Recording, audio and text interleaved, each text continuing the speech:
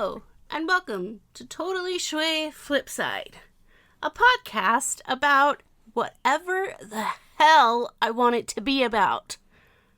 My name is Mary. And my name is Luke.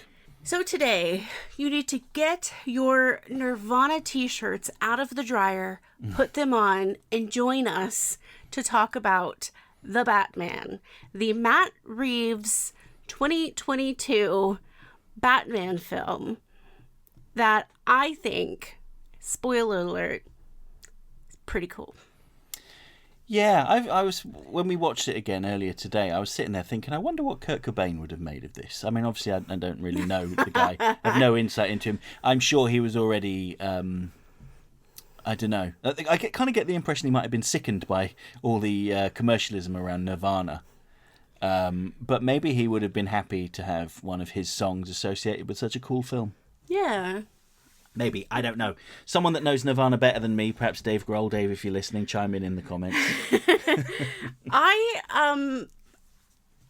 don't mind Nirvana. I'm not the world's biggest fan, but I do listen to some of their music. This song in particular, Something in the Way, is actually one of my favorite Nirvana songs and has been since I can remember, actually. But this isn't about Nirvana today. This is about the actual movie.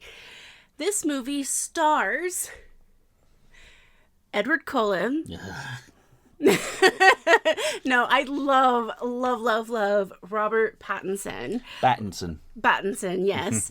I am so stoked that he went from the young adult kind of genre, because it is its genre in itself, from Twilight to other things, he's done some pretty cool things, to another genre, which again, Batman, because young adult and Batman are genres in my mind. And I think it's such a great thing going from one thing like Twilight to the Batman. It totally blows my mind, and I'm like I said, I'm stoked. I am a little sad that we didn't get another Ben Affleck movie, because I like Ben Affleck as Batman. I really did. But I didn't go into watching this movie thinking that, oh, this is going to be really crap because it's not Batfleck. And that is another thing that totally gets me, because I went into this with like fresh eyes, and I'm so happy I did, because it is a really good movie. The writing's great, the cinematography's great, obviously the acting's great, and it wasn't. I am so glad that Robert Pattinson didn't overdo it, because let's be honest, there are some Batmans out there. There are some Batmans that have just overdone it. I'm not going to name any, but one of them only lasted one movie, and I'm not going to name the person in the 90s. Well, you've narrowed it down to two. Yeah. So I'm still keeping it pretty. It's not broad, but it's a small selection. Yeah. But I'm really glad that he made it his own. And oh my God, Zoe Kravitz. I could do a whole podcast about how much I love Zoe Kravitz. Not only did she kick ass playing Selena Kyle, but then when she started to put on that suit, that Catwoman suit, wowee. I would not want to get in her way. No, she was very good, very good.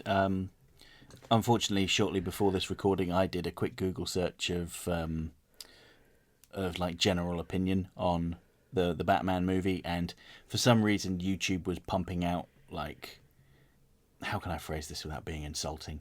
Very simple people who get upset about people of colour and women existing.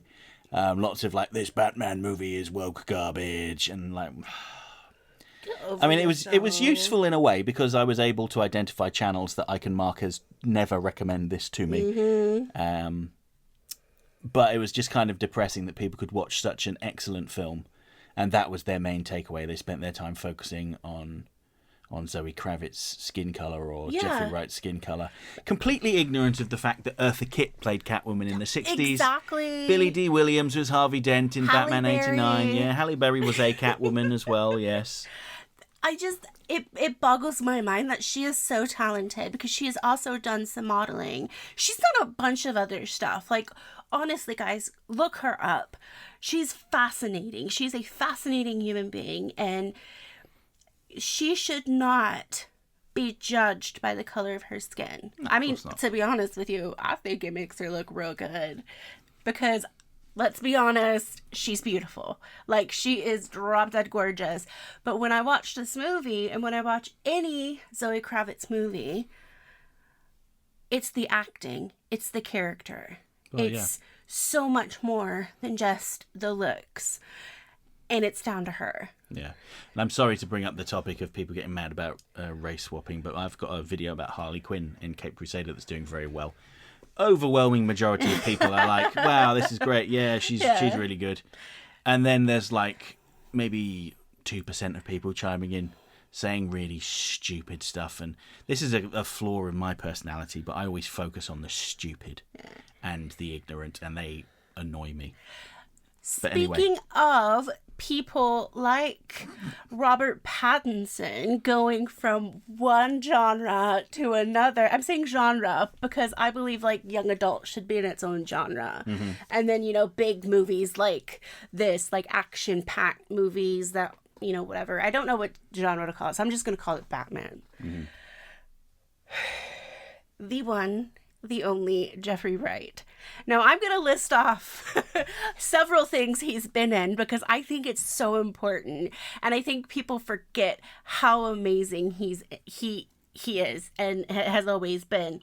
He is, I'll say this, the Batman, obviously. He was in Angels in America, Hunger Games, so another huge franchise, Westworld, he was in Shaft. I don't know how big his part was because I don't remember that. I haven't seen Shaft in a long time. And another big franchise, he was in the newer Bond movies. And so many other movies here, there, and everywhere. And he's got his own, I believe it's a series. Is it a series or a movie? What's that? On Amazon at the moment. Called American Fiction. Oh, that's a movie. Yeah, I've been meaning to watch that. We need to watch that. Yes, we do. But I find it incredible that they've got him in this. And he plays one of my favorite Batman characters, Gordon. Not Commish. Not yet. Detective but Gordon. Detective Gordon. Mm. And we have Paul Dano. Yes, Paul Dano once again playing to type. I swear, in almost every movie he's in, he's like some weird neurodivergent serial killer. Apart from that, what was that movie called? Money Drop. Dumb Money? Was it Dumb Money? It might have been. Maybe it was. About the GameStop stock dumping people. He was in that.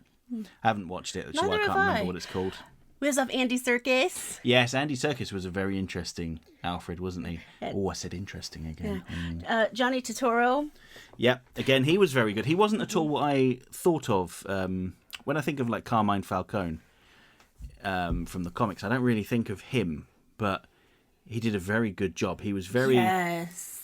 There was something off about him. Mm-hmm. Like he was very friendly, he was charismatic, but there was something off about him. And you learn later on that he's a murderer that likes to strangle women. Yeah. And you have someone who I always forget is in this movie because he's that great. Mm. And the makeup department in this is phenomenal. Colin Farrell. Yes, yeah. Colin Farrell as Oz. Yeah, as Oz. A.K.A. the Penguin. Mm-hmm. So let's get into this. What is this movie about? Well, this movie is about the folly of vengeance. Because the movie starts out with Batman identifying himself as being the personification of vengeance. Mm-hmm. And over time, he kind of comes to the conclusion that actually, when you are like projecting negativity in the world, you kind of grow negativity around you, so to speak. So the result of his anger mm-hmm. and his campaign of vengeance is that it inspires like-minded people to do their own campaign, including the Riddler. And his followers on... It looked a bit like Twitter, but with video streaming as well. We'll get to the Elon Musk thing in a minute. Yeah. But, and when there's very explicitly at the end of the movie, when they unmask one of the Riddler's henchmen after Batman's beaten him senseless, and they say, "Who are you?" And he says, "I'm vengeance." And you that's see it click in his head. Like exactly. And that's when you got to give it up to Robert Pattinson. That it must have been something that I feel that he probably didn't even think about it. He just did it. Yeah. It was just great. And obviously that leads to him sacrificing himself to save all of those people from being electrocuted. Yeah. And he gets shocked himself, falls in the water, and rather than, running off and rounding up the bad guys, he focuses on saving those people. Because that's what Batman does. Yes. So that's kind of like this film was framed as like the dream of people that like solo angry Batman, which is what I like. But then it argued against it throughout the whole film and showed that actually you can have Batman who is angry and who is vengeful at times, but Batman is at his best when he inspires people with hope and compassion. So there's a very explicit shot where he's in the water, in the flooded arena. He's just dealt with the electricity. He's turned his flare on and he's gone to save the people, and they're all scared of him because they've seen this guy on the news running around beating up people and shouting things like, "I am vengeance." And it's the person that grabs his hand first is the orphaned son of the mayor, who earlier on in the movie you see that Batman identifies with immediately. When he looked at the mayor's son in the aftermath of the mayor's murder, he saw himself in that child. So in a way, the visual metaphor they're making there, the connection we're supposed to make in our mind, is he is reaching out to himself and he's taking his own hand and leading him into the light, right? That's the big metaphor. And one of the things I really love about this film is that it is a love letter to all forms of Batman. It really is. Yes. If you listen to the music, for instance, I've forgotten the composer's name now. It's Michael... what is his name? I've forgotten it. I apologise. But his music takes cues from the work of previous composers like Danny Elfman, Shirley Walker, Hans Zimmer. There, like the Catwoman score sounds like the score from Batman Returns with the way the strings play. Mary's got his name up on screen. Michael Giacchino, I think. Giacchino? I hope I've said that correctly. I probably said it wrong. Yeah, but it's masterful. The actual like dun dun dun dun dun dun dun dun. It's very much like the theme from Batman vs Superman, mixed with Shirley Walker's work. Yeah. And the comparisons don't end there. They very clearly take an influence from Batman the Animated Series because he calls himself Vengeance. And what's the famous line from Batman the Animated Series? I am Vengeance. I am Night. I am... Batman. Yes. Oh, I thought we already knew that. Yeah, we all know that.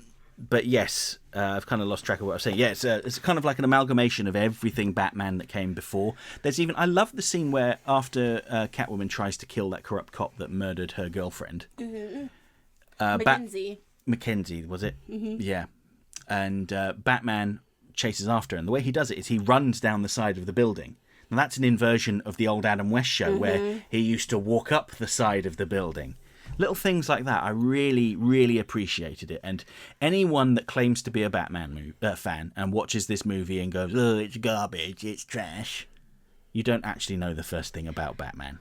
Yeah, because it's clearly written, directed, and scored by people that have watched the other movies. And honestly, I'm going to say this, they probably liked them. Yes, I bet. I'm just going to say it right now. Yeah. I think they like them. What gave it away? Yeah. So, if you can't watch this movie and see the love and the admiration that these people had for the other creators. You're out of your mind. Yes. You need to be in Arkham Asylum. And the thing is, the movie's got like 5 villains in it, actually. It's got the Riddler. The Riddler. It's got the Penguin. The Penguin. It's got Catwoman. It's got the Roman Carmine Falcone. The Joker's in it very briefly. Yeah. But the actual villain, the real villain of the movie, is systemic corruption. That's what he's really going up against. And that kind of ties into what some of the notes that I've written down is that is a realistic villain. Yeah. Because we deal with that in the real world every day. And things that happen in this movie, other than, some of the crash bangs, have happened in real life. Yeah. And I wrote something. I said realistic costumes.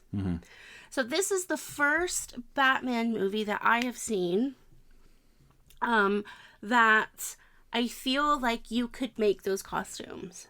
The Riddler costume. I did not see that coming the way that it did. So what I love about his costume. So he wears his glasses over the top of them. I love that detail. So for us myopics, sometimes if we're in something, we can't put our contacts in. And some myopics can't wear contact lenses. And I loved that. And it also gave like a little, when I saw that, I've worked at an optician's before, so I know this, but when I saw that, I actually giggled to myself because I was like, that has to be like a little joke that they've put in there. Yeah. The thing I loved about the Riddler's private live stream to his followers where he was explaining the plan is he starts it out like a meek YouTuber, like, hey guys, thanks for all the likes and comments and subscribing. I'm really impressed there's 500 of you. Wow, I'm so modest. When I watched that, the first time that I watched that, it reminded me of an opera. I know this sounds really silly. Go ahead. Because it starts out really like calm. And then it gets to the point where it's kind of like this. And you're talking like this. And then by the end of it, he's actually up and he's talking and he's moving the phone around. And he's just bang, bang. And you kind of feel it in the bottom of your stomach. And you're like, wow, I hate this guy. But what does he say? He's very passionate and he has a lot of intensity. So it kind of reminds me of like... Kind of like an opera or something like that. I said something at the time when we were watching it. There was a word that he was kind of shrieking. I think it was like survive or something like that. The pitch made my left ear ring. Yeah. So I was like, okay, now I've lost some hearing frequency thanks to Paul Dano. Thanks, Paul Dano. So I've never seen an opera. I will one day. I've never seen an opera in person, but I have watched videos on YouTube and the television.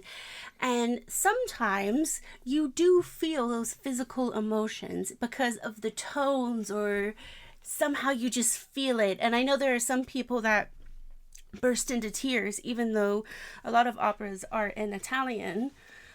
And they have no idea what they're saying, but they can feel the sentiment. And I think no matter what, in this particular scene, that some people could say it's a bit of a, whatever scene.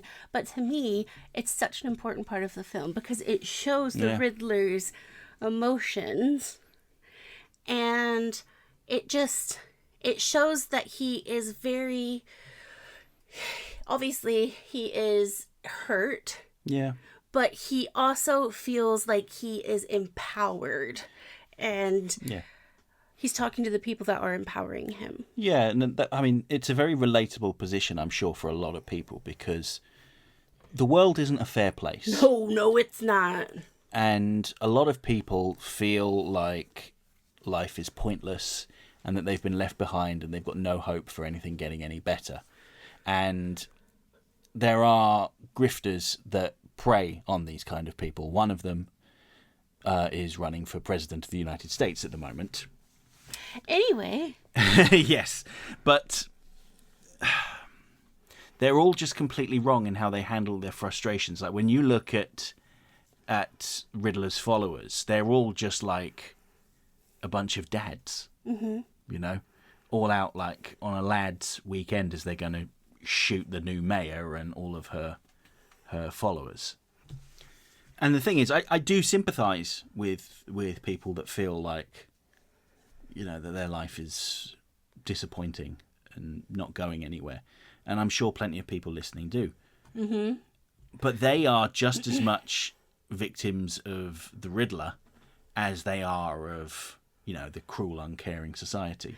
They're going from one villain to another, essentially. Well, yeah. That's how I feel, because it's, depression is a villain in itself. And a lot of us are depressed. We handle it different ways. But a lot of these followers of even villains in our real life, you go from that villain to thinking that this other person or villain is going to help you in some way, help empower you to do something different, but actually you're going to do something a lot worse, and it's going to end up worse for you because you didn't look in the mirror first and try to heal yourself. A lot easier said than done, believe me, a lot easier said than done. Some of us, it's a lifelong problem, depression, but we can't always just go and ride on someone's coattails like the goons and the followers of super villains or villains or the bad guys in these shows, movies, and comics, because we will end up dead. Yeah. I mean, most of those guys, they ended up hanging from the rafters, didn't they? Completely powerless. Yeah. Because they dropped their guns and they were just hanging there going, all right, great, guess we're going to prison now. But at the end of the day, all of us will end up like that. What, hanging from the rafters? Powerless. If we continue to follow people that aren't good for us. Well, yes. But since I've given you this therapy session, let's move on to something else. Well, okay, so one of the things I would really like to talk about, you touched on this briefly earlier, and it was, at least a Colin Firth thing. Elon Musk? No. Can you imagine Colin Firth as the Penguin? I think that would be really good. I think it would be too. Colin Farrell and his makeup job. I mean, okay, yes, he is doing his best Tony Soprano impression, or Robert De Niro from, I nearly said The Underdwellers then, The Untouchables, excuse me, as Al Capone. He was barely recognisable. Even from his eyes looked different as well. I guess it's because of the makeup they used to give some extra hooding on his eyelids. But I thought he was great. Yeah. The funniest thing, I make a joke about this every time we watch it, is when he's getting chased by Batman and Batman makes his car flip over and he's inside. He just goes, that makes me laugh every time. And I think it's just like the perfect reaction. I cannot believe that. I know I was told that Colin Farrell was in the movie before I watched it, but I am not the type of person in my 30s. I just stopped looking into movies before I watched them, unless they were like classics, because I want some element of surprise in my life, okay? And I know that Luke told me, he was like, yeah, Colin Farrell's in this, and I know he probably said, oh, he's the Penguin or he's playing Oz Cobblepot, but when I watched it, time had passed over 30 minutes. I mean, it was probably months past, but if you tell me something 30 minutes, I'm going to forget it. Yeah. Yeah. And when I watched this, I was like, oh, wow. And then Luke and I were talking about it. He was like, yeah, Colin Farrell's the Penguin. Yeah. I was like, who? Yeah. I said, what? Colin Farrell was good, wasn't he? And you're like, he was in this movie? Yeah. Like, we talked about this before the movie started. Did we? But I just couldn't believe it. And it's not just the makeup. I just was so convinced he was a gangster that he just stumbled upon filming. There's some funny behind the scenes footage of the first time he tried on the makeup, and he was like trying to flesh out the character, and just instinctively he turns to the guy with the camera and goes, "You filming me? What is this for your little vlog? You're gonna put it on the internet? You're gonna get that camera out of my face." I need to watch that. Yeah. But I love the little remarks that he makes sometimes, because they're so gross. They're so gross.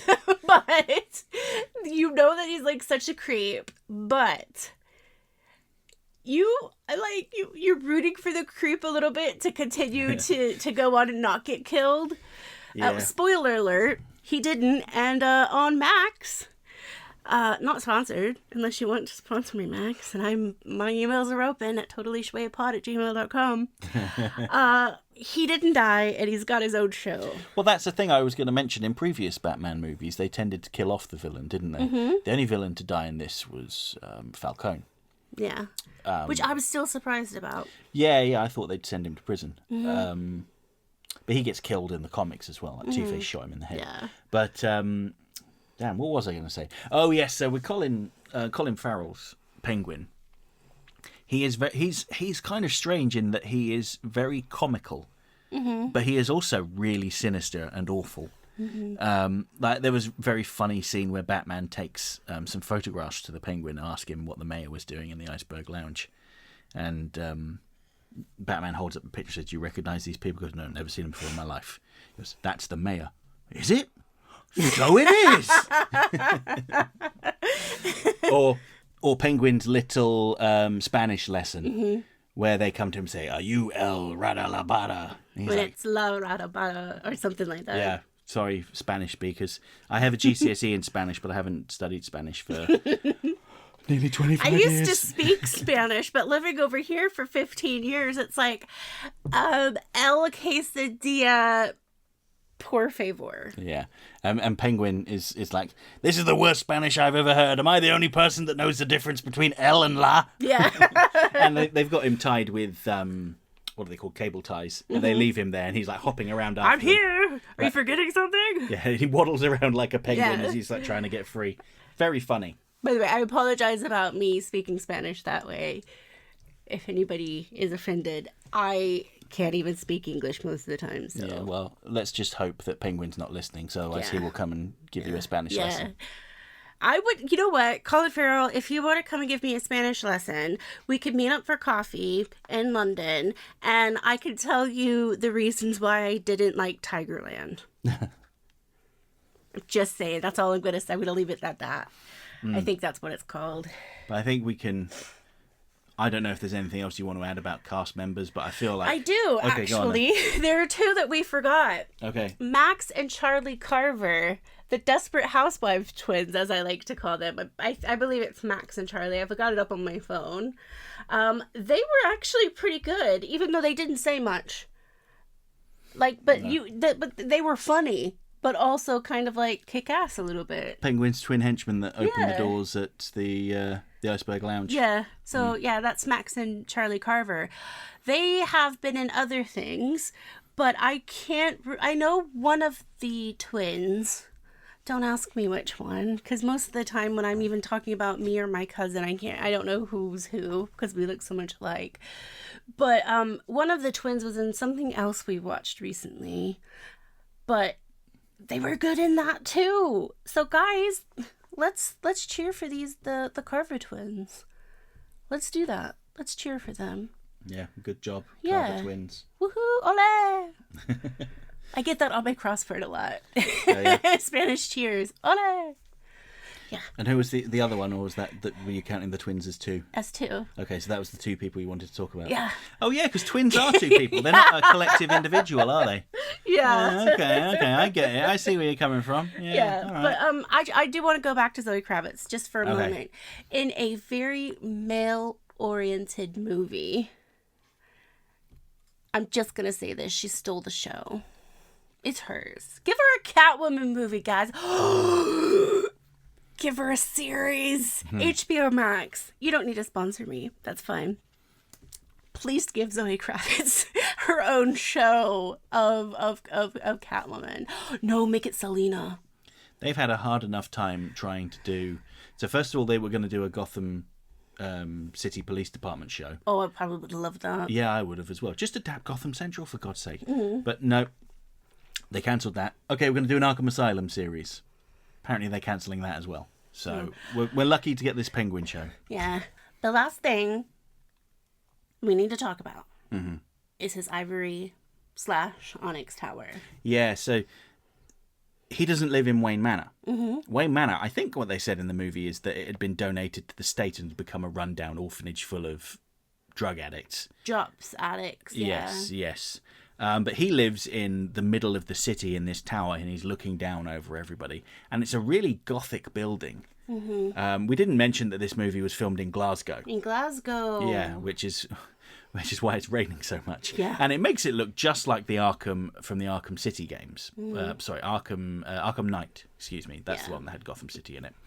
And I just thought that he basically lives in a castle. And it looks like Dracula would live there, which I thought was a nice touch. He doesn't live in even in a stately manor. He lives in a Gothic tower. He never comes out. He is like the city's weirdo that everybody knows who he is, even though he doesn't go out. Like when he turns up at the Iceberg Lounge and says, "Do you know who I am?" They're like, "You're Bruce Wayne," and they let him in. So here's the thing, and I'm gonna say it, and I don't care if people are gonna get annoyed with me saying this F word. Fresh. That is how this film felt when I watched it. Fresh. Well, it's a very difficult balancing act, isn't it? Like referencing everything that came before, but feeling like something different. And I hope that when the next movie comes out, that it goes even more into his personal life. And I hope they bring up the Playboy aspect. If not, maybe he'll have a long-term girlfriend that's not Andrea Beaumont.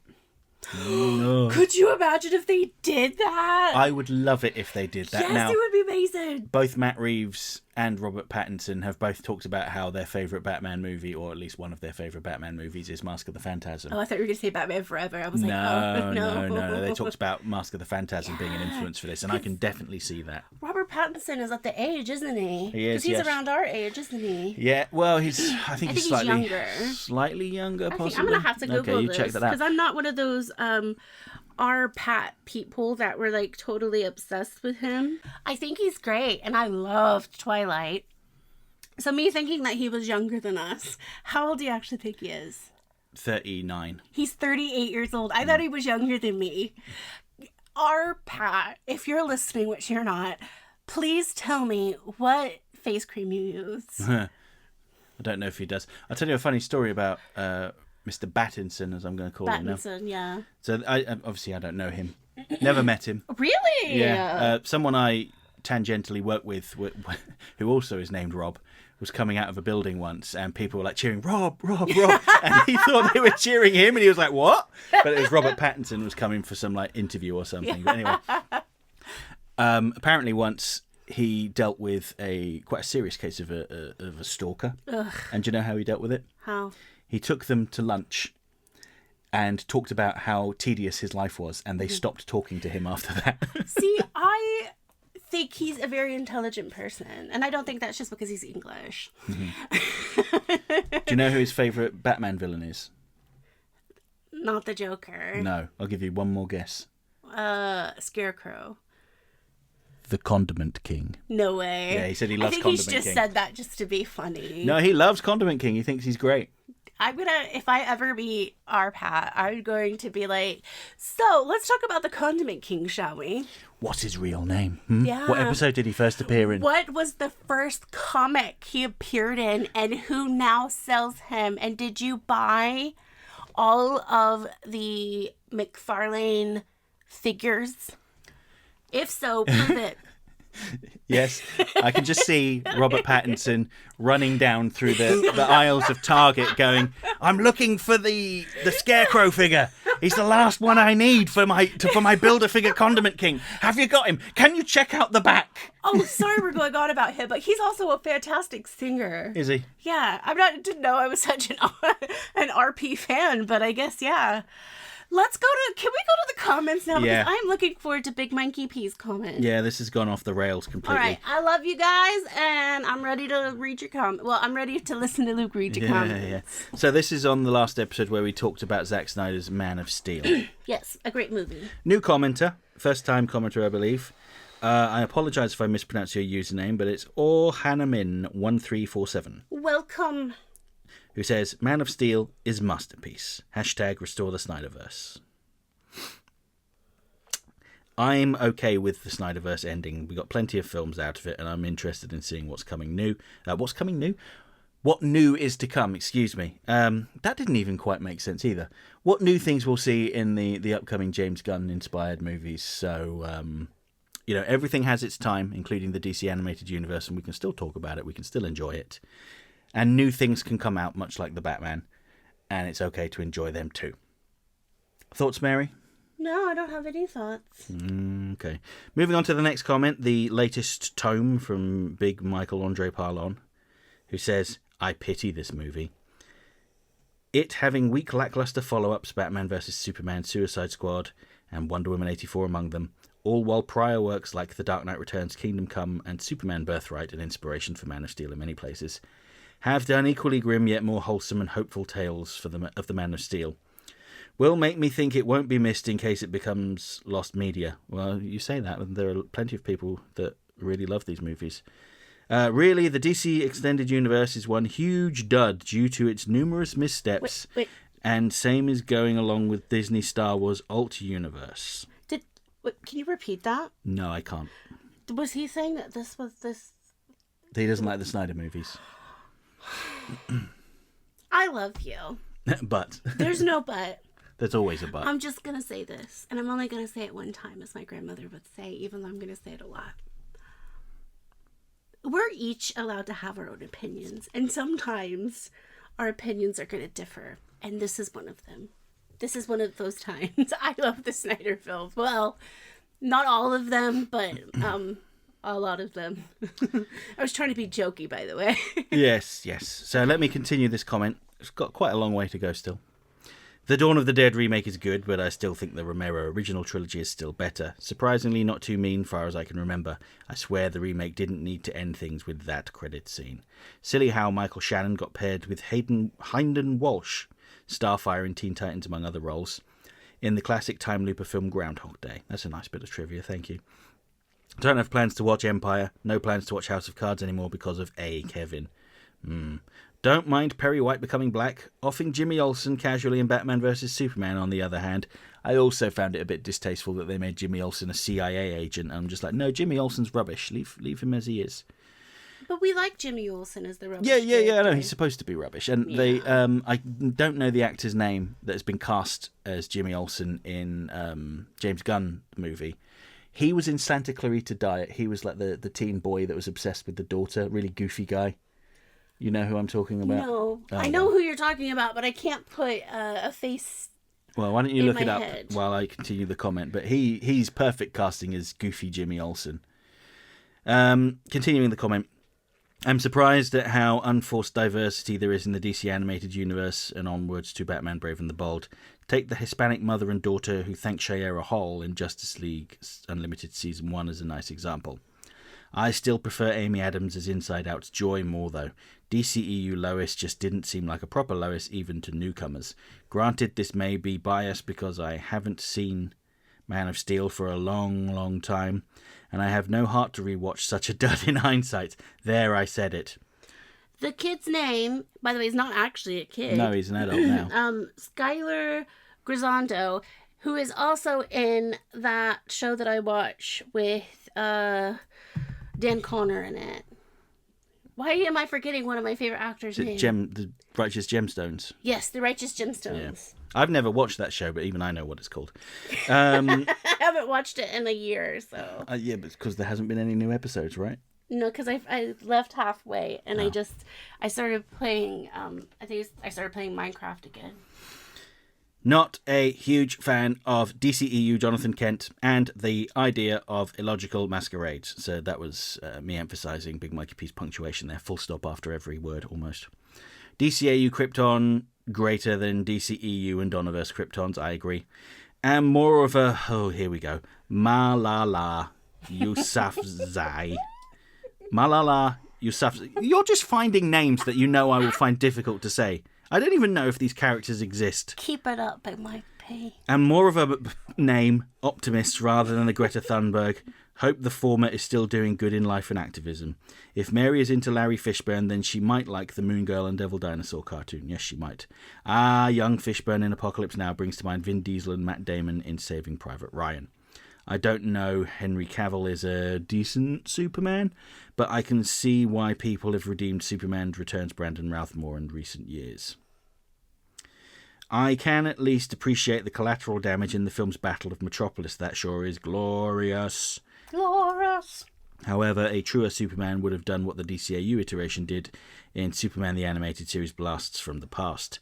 Was Superman versus Jaxa and Marla a bit boring and not as epic as it could have been? Yes.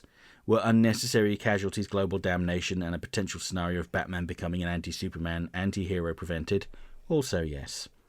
Real talk, I'd rather have less Brainiac, Zod and Luthor, more Doomsday, Shazam and Darkseid when it comes to having proper Superman story antagonists. I don't think I see hope personified in Man of Steel. The Fleischer Superman maybe, the Donnerverse Superman possibly, the DCAU Superman absolutely, but the DCEU Superman? I scoff. Even as an American, Truth, Justice and a Better Tomorrow sure does sound better, while not sounding surprisingly like dated ultra-nationalistic cringe camp. Cringe is not an adjective. That's one of my big talking points recently. Anyway, sorry to be word police. Word to Zack Snyder, he really should have watched and hopefully enjoyed the DCAU, the Batman 2004 and Batman Brave and the Bold before he made the apocryphal spec that is Batfleck. Also, Scott is a better Snyder for Batman. Well, Scott Snyder's decent enough, but yeah, I don't know. It's kind of like death by fire or death by drowning in my eyes, but anyway. Isn't BetterHelp a scam, if not quite unprofessional? Do you know, I don't actually know. Don't know enough about them. There are so many other things out there as well. Yeah. That you can look and look into them and they are accredited. I'm not sure about BetterHelp because we've only recently got that here in the UK. 46 minutes. Oh, blush, I haven't even reached novella page numbers. 46:53. Time will tell, and I bet the dislikers will triumph also. Dang, Mary, you're blunt. And seriously, Earth's mightiest heroes, Captain Marvel, is way more approachable than the MCU's. Defeated good old Thor too. 49:33. Syncope. They're from the SCP mythos. I have no idea what that is. 49:52. That's the thing. Marvel's obscure original characters are just pee-poor. Boring and surprisingly unoriginal. Obviously the audience just can't feel enamoured about them, but that might just be me. 52 minutes and 5 seconds. Steel is pronounced as Steel, okay. Ready Player One is a good film and way better than the book it is based on. However, it is no well-done, no-holds-barred multiversal crisis saga, and it seems to badmouth authority figures a bit too much. Oh, and I've seen better prior Steven Spielberg films. So Spielberg did that movie, did he? Fair enough. I knew that. No, I didn't. I'm sorry, my phone just went off. 53 minutes and 11 seconds. Language from Stephen King's The Dark Tower books. Bubline is Bubline. Well, why have they spelled Line? Anyway. So we're the same in preferring TIE Fighter out of all the X-Wing games. Schway. Anyways, I can chalk up TIE Fighter being the better game because of gameplay improvements compared to X-Wing, all while having quite a unique and well-made, fleshed-out storyline that feels more complete than X-Wing Alliance. 56 minutes and 24 seconds, or to twist things, she actually be the very first question in those iterations. I assume he's talking about Renee Montoya. Besides, the DCAU never got a Justice Society, but the Brave and the Bold does. Topical side note. If I have a fave superhero movie of the 2010s that easily eclipses Man of Steel, there'll actually be two. That's Captain America, the First Avenger, and The Winter Soldier. I loved Winter Soldier. I thought it was great. One's basically the best Wolfenstein movie in all but name, true, though it did have an ending suspiciously similar to Justice League's The Savage Time, and one is among the best modern spy thriller films of all time, and made by Disney of all people. Really, both films are so good, I'd love to influence potential superhero and magical girl cartoons, and even a Disney Channel animated omniverse. I knew you were going to get to this weird omniverse with everything and the same thing, like Ready Player One, that's why I brought it up. Out of them, in Bathos and Pathos, could be Schway to see Liz and Almighty Blight, Nokeda teaming up with Kim and Ron Possible. You have to mention the Possibles. I've never seen Kim Possible. I'm assuming you're talking about that. Wilfred L. voices one of the characters in that. I think it's Ron. I'm going to be honest with you. As much as I love him, I probably will never watch that. And maybe Ron's adoptive sister Hannah Stoppable on their side. Long story on the wholesome detail. Fighting to survive against a gun-toting, gunship-supported XCOM style commander-led rogue military operative sent to hunt them. Crew expendable style. This is so specific. And who knows if their commander is actually a former heroic mercenary. Oh my god. Multiversal operative who may eerily act and think like the DCEU, Superman and Batman. Perhaps be even a colleague of Man of Steel's podcast 4921 timestamp operative. And possibly being the Robin Bucky Barnes in ages long ago. I've just got an image of you standing in front of a corkboard with all these pictures of all these different shows with string connecting them. Going, this is my dream show. We love a hard worker. It's just so oddly specific. I love it.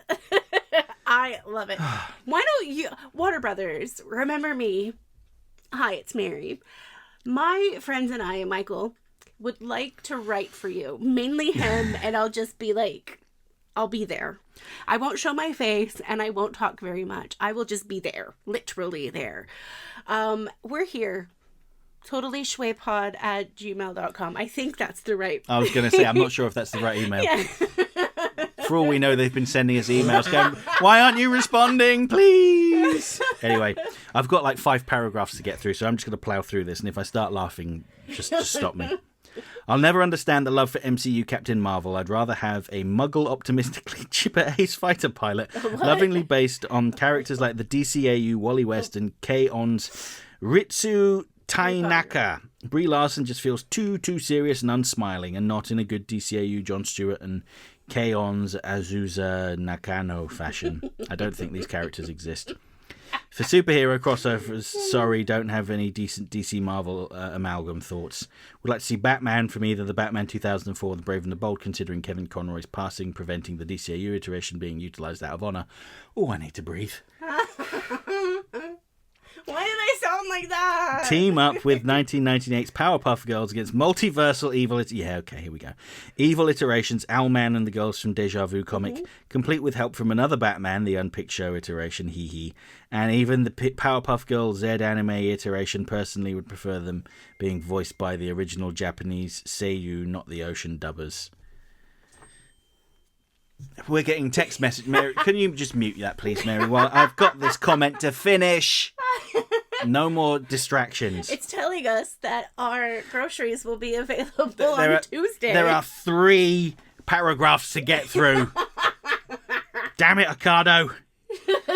Being a decent film isn't enough, in my opinion. Does Merlin's sacrifice and him singing Country Roads and Kingsman: The Golden Circle make it a great film?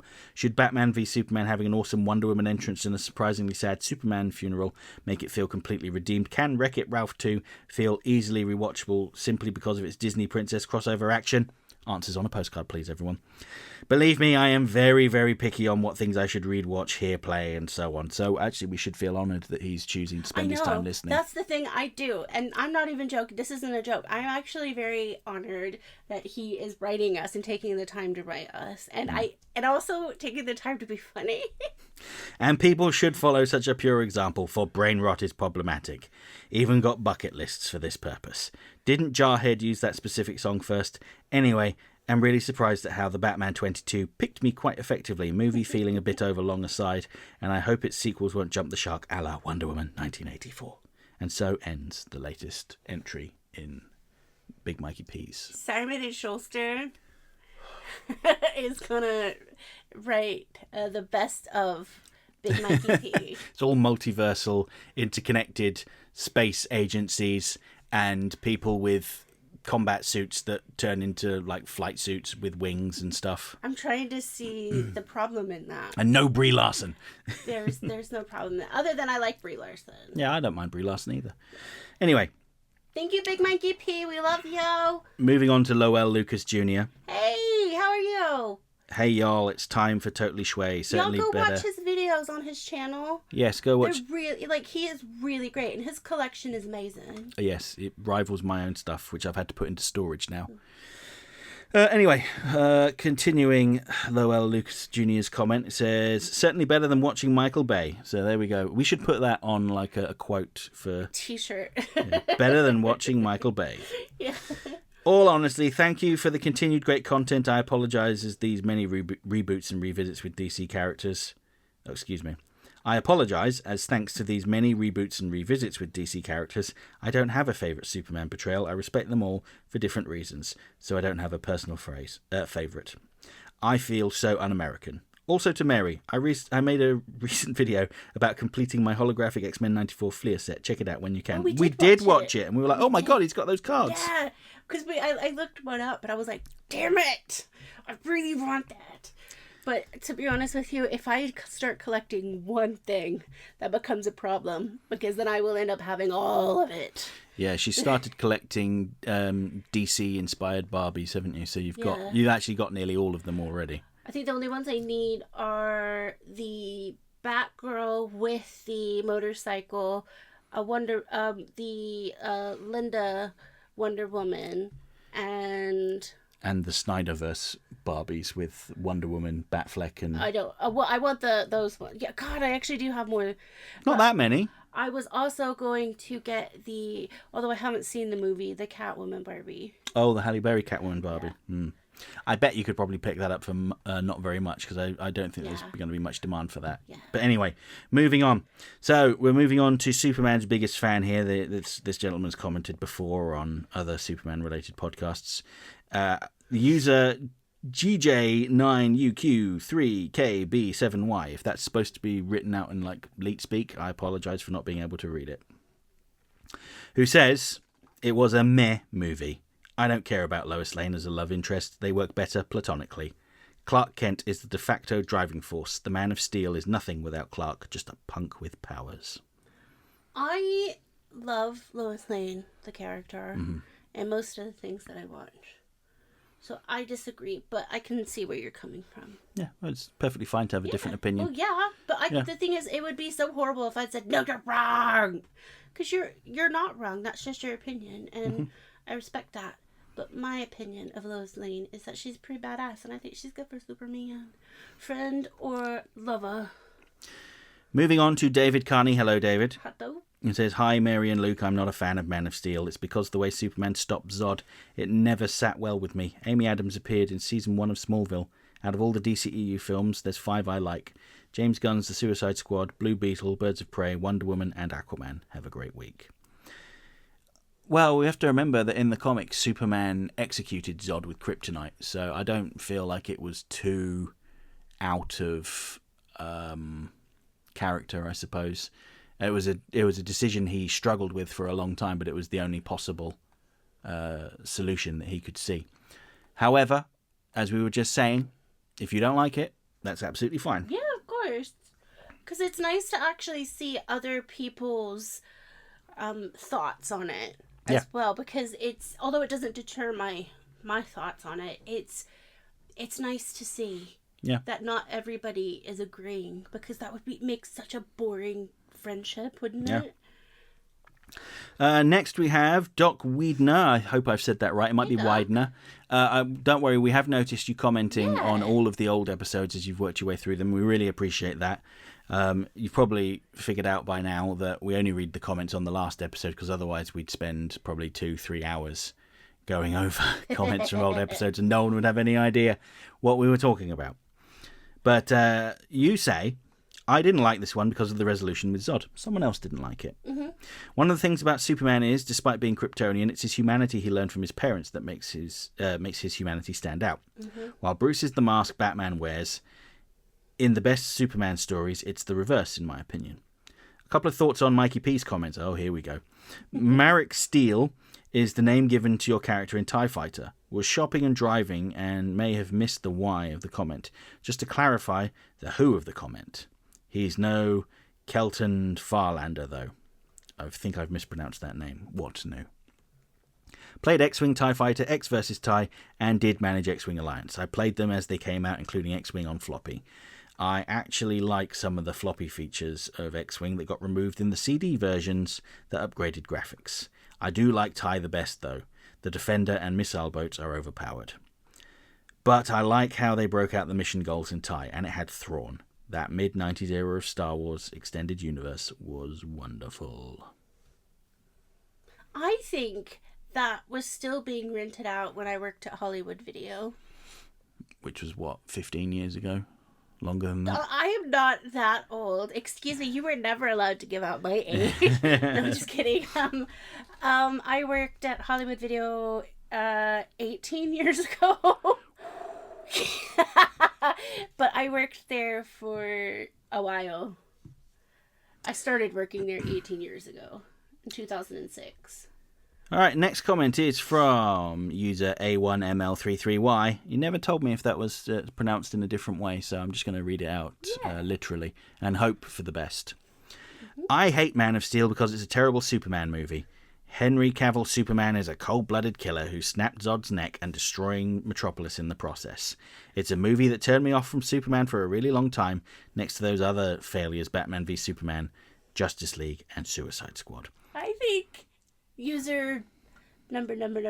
I think you're just a hater. I know what I said earlier. I know that. Hypocrite, Mary. Hypocrisy. I'm joking. Yeah, she's joking. Yeah, I don't really think you're a hater. But those movies were good. It spawned a terrible cinematic universe full of edgelord characters. Also, Gal Gadot Wonder Woman not being very good either. Wonder Woman 84 being the worst movie next to Ezra Miller's Flash. These movies just depressed me on DC and this bleak, hopeless direction and toxic fan base. But the one thing I can like from the DCEU was John Cena as Peacemaker in Gunn's Suicide Squad, along with Harley Quinn and Birds of Prey. But everything else was terrible, and I'm glad it's a dead cinematic universe. It wasn't bright and colourful and fun as the MCU. That I feel more invested in, because I love Marvel a little bit more than DC when it comes to movies and shows. It's like DC when it's weird and camp. I like DC when it's weird and campy over dark and depressing, but that's me. Okay, thank you so much for your comment. I hope you comment again. Thank you. No, it's perfectly fine to feel differently about these things. Not a problem at all. Yeah, obviously Mary's I'm joking. kidding. Yeah, she's joking. I feel like I'm being a bit more sassy today. Just because we're not doing this at 6 o'clock in the morning. No. Mary insisted on watching the Batman again. Yeah. Before we did this recording. So. Oh no! I know. What hardship! What a feat! I'm calling social services. We don't have kids. I know. Anyway, new commenter Gavin Boyer 4634. Hello, Gavin. How are you doing? Hello. Fun fact: the Moses allegory was absolutely on purpose. The creators of Superman back in 1938 were Jewish, and Moses was first a Jewish character. Yeah, he's a biblical figure. Likely historical as well, but the thing with... You were watching a video about this recently, weren't you, Mary? Or maybe I was watching it. It was about how... No, I know what it was. It was Stan Berkowitz's new book. I was about to say, I haven't watched anything about superheroes and Judaism, because I would have made you watch it too. So Stan Berkowitz, long-time DC Animated Universe writer, who's written some Marvel shows as well. He has a book out called Beyond the Bat. It's available on Amazon. I recommend picking it up and giving it a read. It's not about the making of those shows by any means, but it's more just like his thoughts as someone who has had a very successful career in animation. Mm-hmm. Mm-hmm. And he was talking about the oral tradition of passing down stories that led to the creation of the Bible and the Old Testament. And he mentioned a couple of different stories that are in the Bible that are actually the same story, but kind of written down by different rabbis back in the day of the Old Testament. Yeah. And they have got very slightly different details. One of them is the story of Sodom and Gomorrah, and I forget what the other one was. But yeah, that's kind of what I was thinking of. That's why it was in my brain, and I forget why I even brought that up, other than it was in relation to Moses being a character in the Old Testament. But anyway, thank you for your comments. How cool is that history comes into our our modern day movies and stuff like that? I find that absolutely fantastically interesting. Well, that's what a lot of writers do, isn't it? They write what they know. Yeah. And right. Thank you guys so much for your comments. I really, really, really wholeheartedly have to thank you for taking the time to listen to us and put comments down, because it's, again, I'm going to say this so many times, it's changed my life, and It has changed my life for the better, and you have made me a happier person. So thank you so much. If I die of voice box cancer, we'll blame Big Mikey P. We will not. Mikey P and I are gonna write a book with all of his comments on there, and then I'm only gonna add things. We're gonna do it in comment form, and then I'll just add word. You probably could self-publish it on Amazon. Yeah. Seriously. Yeah. But I am so thankful and grateful and loving of all of you guys. So thank you so much. All right. So all that's left to do now is just talk about what we're going to be discussing next time. And what is that? It is. So you might have picked up on a subtle hint during this episode, but we're going to talk about the first episode of the new Penguin series, which will have gone live by the time the new episode of this podcast goes out. Now, I am planning on us having a whole series where we just talk about each episode, and we might go weekly. But caveat this: that's only if we enjoy the show. Let's rephrase that. Okay, only if Mary enjoys the show. I think she will. Yeah, I probably will. I've already seen lots of references to the Long Halloween and stuff in the trailers that have been shown so far, and I think it's going to be a good show. I have faith. It's Colin Farrell in it. It's probably going to be a good show. Yeah, and if we suddenly stop talking about it, then you'll know that Mary did not enjoy it. But yeah. So next episode will be about the first episode of The Penguin Show, which is going live. The show itself starts on the 19th of September. Mm-hmm. If you're in the States, you can watch it on Max. Over here in the UK, it's on Now TV. Bloody Sky. Other countries, I don't know. You'll have to check that out. But I think most of our listeners are either English or American, so hopefully you can find it there. And that's it. We've just gone over the hour mark. Yeah. So anything else you want to add, Mary? Love you. Bye.